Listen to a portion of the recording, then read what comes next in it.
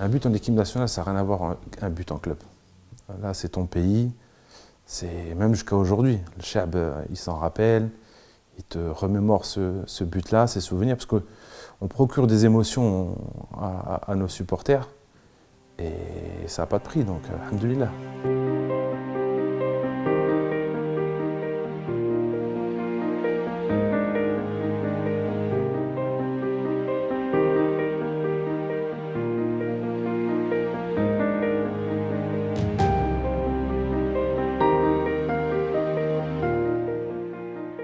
Ah, c'est vrai qu'en équipe nationale, je n'ai pas marqué beaucoup de buts, mais alhamdoulilah, j'ai eu la chance de marquer des buts qui étaient importants. On va commencer par la Zambie. Zambie, on avait gagné l'Égypte juste avant en 3-1. Et peut-être 15 jours après, on devait voyager en Zambie. Et ce match-là était un match très important pour croire à la qualification en Coupe du Monde. Et ouais, je me rappelle du but, c'est Karim Ziani qui fait un coup franc, la balle rebondit. Je mets un coup de tête, de toute façon je marque de la tête. Et ouais, c'était un but qui était pour moi très important et je l'ai ressenti après le match en fait.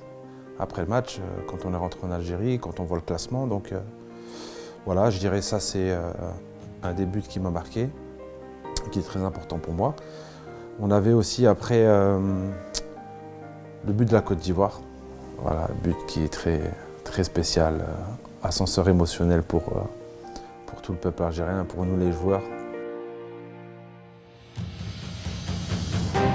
Juste avant, Keita qui marque un but extraordinaire. Je crois que c'était à la 87e minute. Et je voyais la célébration des Ivoiriens qui rentraient sur le terrain, qui jetaient de l'eau partout.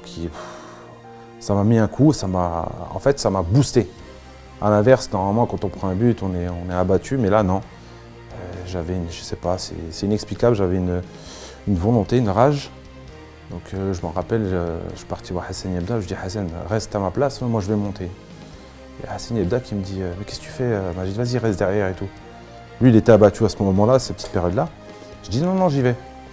Et je disais à Nadir, je vais monter, mets-moi des ballons, parce qu'il montait beaucoup pendant le match.